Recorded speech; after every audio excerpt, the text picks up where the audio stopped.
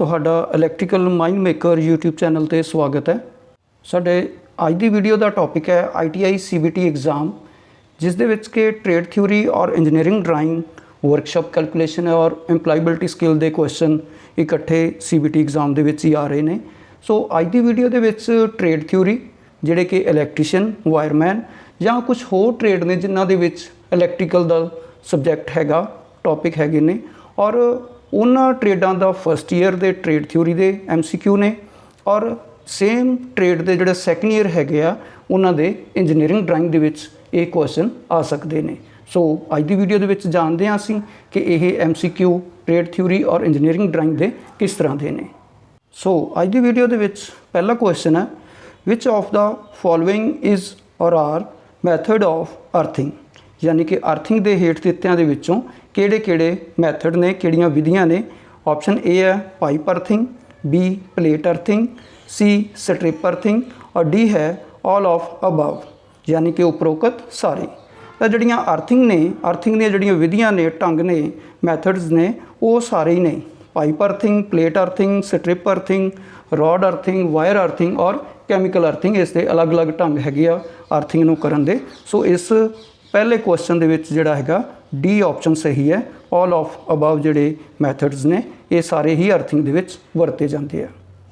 Second question है, earth electrode used in plate earthing is a dash, यानी कि plate earthing समय जिहड़ा अर्थ इलैक्ट्रोड असीं किहड़ा वरतदे हैं। ऑप्शन ए है pipe, B plate, C rod और D स्ट्रिप। ये असीं प्लेट अर्थिंग दी डायग्राम नूं नज़र मारीए तो प्लेट अर्थिंग दे विच दिखाया गया जिहड़ा इलैक्ट्रोड है, अर्थ इलैक्ट्रोड असीं किहड़ा वरतिया होया, प्लेट वरती है।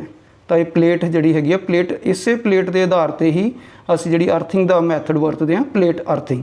तो इस दे विच ऑप्शन जिहड़ी हैगी है वो B हैगी है प्लेट।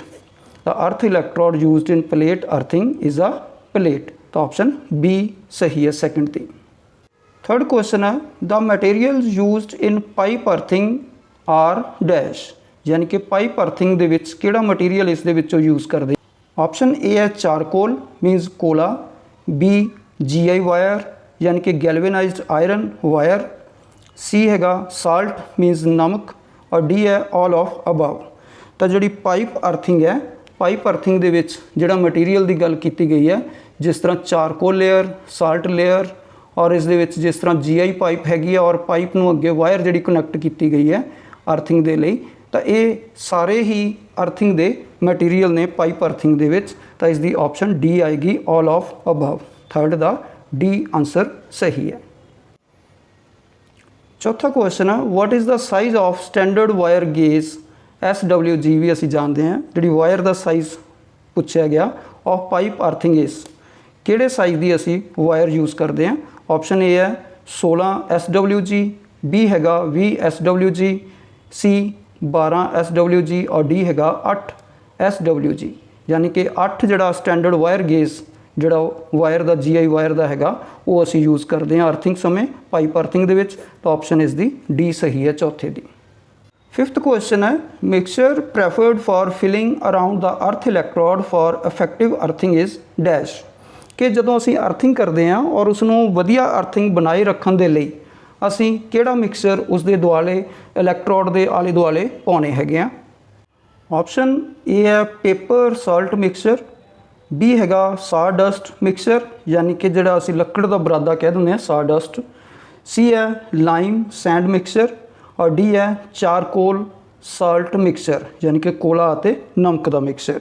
तो जदों असी अर्थिंग करते हैं, चाहे वो पाइप अर्थिंग है, प्लेट अर्थिंग है, तो वो अर्थिंग जिहड़ा इलैक्ट्रोड है उस दे आले दुआले जिहड़ी असी लेयर दे विच, जिस तरह चारकोल लेयर, फिर साल्ट दी, नमक दी, फिर चारकोल, फिर नमक, इस तरह असी लेयर इसकी बना दिंदे हैं जिहड़ा कोला अते नमक का मिक्सचर हुंदा।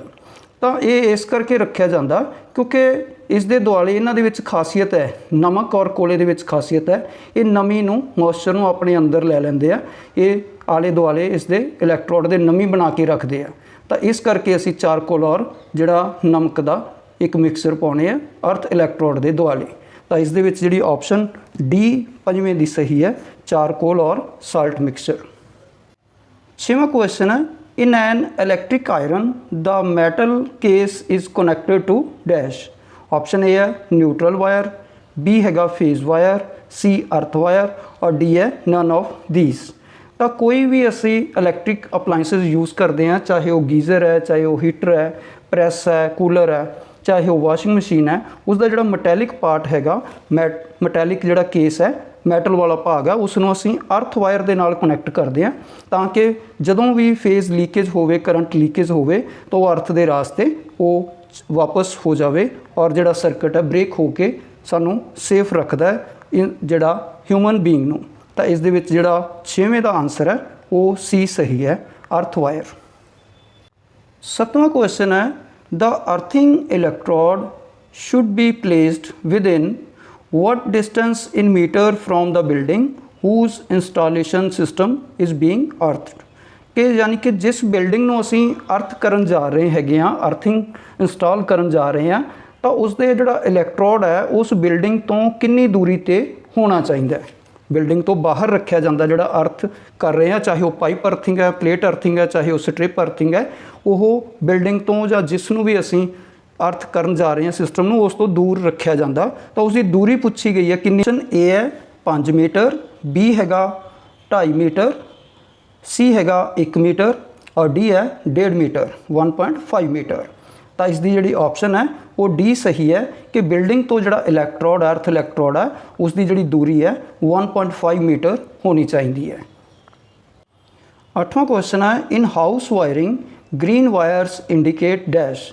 यानी कि जो असी घर के अंदर वायरिंग करते हैं उस जो ग्रीन कलर दी वायर होंदियां ने वो की इंडिकेट करदियां ने, किस वास्ते यूज़ कीतियां जांदियां। ऑप्शन ए है फेज, बी न्यूट्रल, सी अर्थ और डी ऑल ऑफ अबव। तो इस जो ग्रीन कलर की वायर होंदियां ने वो अर्थ नूं रिप्रजेंट करदियां, अर्थ नाल कनैक्ट करते हैं असी अर्थिंग वास्ते। तो ऑप्शन 8वें दी सी सही है। 9वां क्वेश्चन है identify the form of conductor show in figure. कि एक चित्र दिखाया गया, इस दे विच एक वायर दिखाई गई है, उसके उपर इंसुलेशन ये दिखाई है और यह कंडक्टर दिखाया। इस दे विच दिखाया कि इस जिहड़ा एरो दिखाया इस दे विच कंडक्टर जिहड़ा ये लिखिया इसकी की पोजीशन है, इसनों असीं की कहांगे। ऑप्शन ए है ACSR, बी है ट्विन कंडक्टर, सी है सिंगल स्ट्रैंड और डी है डबल स्ट्रैंड। तो इस दे विचों जिहड़ी एक वायर नज़र आ रही है, एक वायर, इसनों असीं सिंगल स्ट्रैंड कहांगे। तो ऑप्शन इसकी सी सही है, 9वें दी सिंगल स्ट्रैंड। 10वां क्वेश्चन है read the below electrical sign और सिंबल। जिहड़ा ये साइन दिखाया गया इसनों असीं रीड करना कि किस दा हैगा। ऑप्शन ए है AC single phase motor, B है AC मोटर, सी है 3 फेज स्क्विरल केज मोटर और डी है 3 फेज स्लिपरिंग मोटर। तो इस दे विच जिहड़ा सर्कल बनाया M लिखिया मीनस मोटर, AC का साइन है मीनस AC है और 3 लाइनां ने ये 3 फेज दियां ने। तो ये जिहड़ी मोटर है AC है और 3 फेज है। तो ऑप्शन जिहड़ी है सी इसकी सही है, 3 फेज स्क्विरल केज मोटर जिहड़ा साइन दिखाया गया।